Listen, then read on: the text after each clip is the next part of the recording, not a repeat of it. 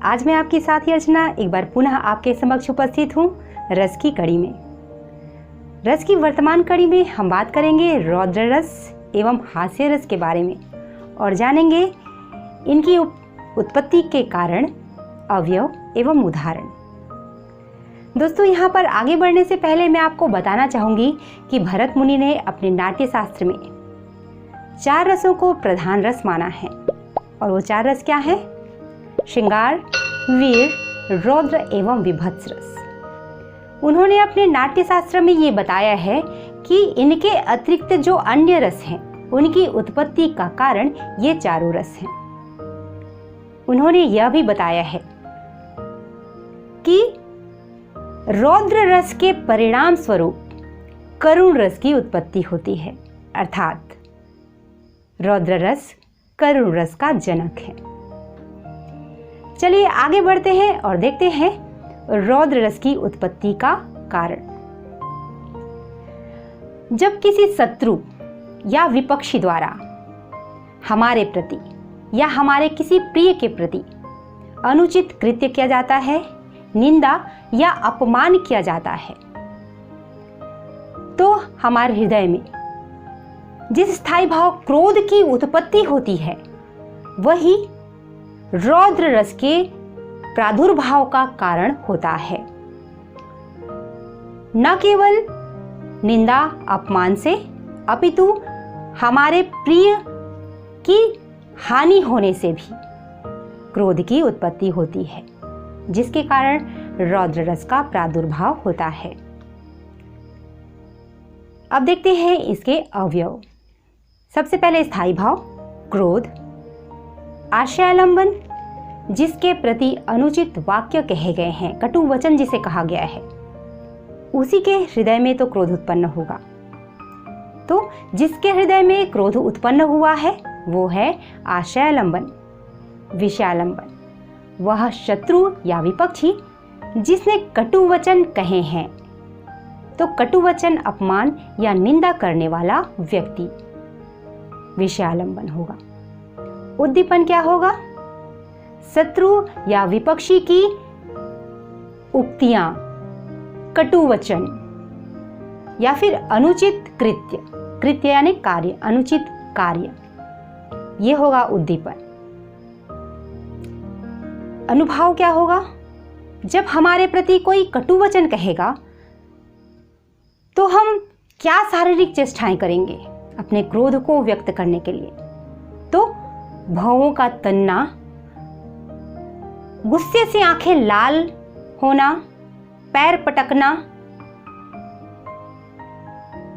शरीर का कांपना।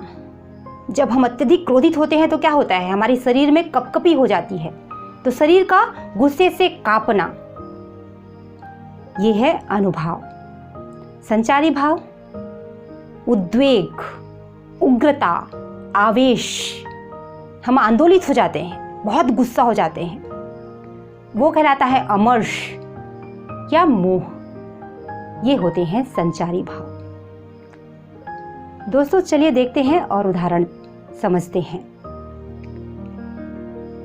जंजीर बढ़ा अब साध मुझे, हाँ हाँ दुर्योधन बांध मुझे, हित वचन नहीं तूने जाना, मैत्री का मूल्य न पहचाना, तो ले अब मैं भी जाता हूँ, अंतिम संकल्प सुनाता हूँ, याचना नहीं अब रण होगा, जीवन जय या की मरण होगा। क्रोध में ये बातें कही गई हैं भगवान कृष्ण के द्वारा, और किसके लिए कही गई हैं? किसके प्रति कही गई हैं? दुर्योधन के लिए। और उनका क्रोध क्यों उत्पन्न हुआ है? यहाँ पर भगवान कृष्ण आशयालंबन है और दुर्योधन और उसका अनुचित कृत्य क्या है? विषयालंबन है। उद्दीपन दुर्योधन का कृत्य, अनुचित कृत्य, और वह अनुचित कृत्य क्या है? जब पांडवों की ओर से भगवान कृष्ण शांति दूत बनकर दुर्योधन के पास जाते हैं, तब उनके शांति के प्रस्ताव को दुर्योधन द्वारा अस्वीकार कर दिया जाता है। यही नहीं, भगवान कृष्ण का अपमान, उनकी निंदा की जाती है, और यहाँ तक कि उनको बंदी बनाने का आदेश तक दे दिया जाता है। दुर्योधन के इस अनुचित कृत्य से क्रोधित होकर भगवान कृष्ण द्वारा ये बातें कही गई। तो यहाँ पर क्रोध स्थायी भाव जागृत होने के कारण रौद्र रस का प्रादुर्भाव हुआ है। चलिए आगे बढ़ते हैं और देखते हैं एक अन्य उदाहरण। इस उदाहरण को सुनकर आप मुझे बताइएगा कि ये कौन से रस का उदाहरण हो सकता है। चलिए मैं उदाहरण प्रस्तुत करती हूँ। विंध्य के वाशी उदासी तपोव्रत धारी महाबिनु नारी दुखारे, गौतम तीर तरी तुलसी सो कथा सुनिभय मुनिवृंद सुखारे, ढय है शिला सब चंद्रमुखी परसे पद मंजुल कंज तिहारे, किन्हीं भली रघुनायक जू करुणा करी कानन को पगुधारे। दोस्तों संभव है कि आप यहाँ पर करुणा और दुखारे शब्द के समाहित होने के कारण यहाँ पर करुण रस की संभावना व्यक्त करें। लेकिन चलिए मैं इनके भाव व्यक्त कर देती हूँ, जिसके माध्यम से आपको बहुत ही सहजता से समझ में आएगा कि यहाँ पर किस रस का समावेश हुआ है, यहाँ पर कौन सा रस निहित है, ये आपको भाव सुनकर समझ में आएगा। तो चलिए भाव देखते हैं। यहाँ पर इस पद्यांश में कहा गया है कि विंध्य के वासी यानी कि विंध्याचल पर्वत पर रहने वाले जो तपोमुनि हैं, वहाँ के तपोवन में रहने वाले जो ऋषि हैं, वो नारी के बिना बहुत दुखी हैं, नारी के बिना दुख पा रहे हैं। तपोवतधारी महाबिनु नारी दुखारे, महान दुख पा रहे हैं। देखिए यहाँ पर तपस्वियों के नारी के बिना दुख पाने की बात कही गई है।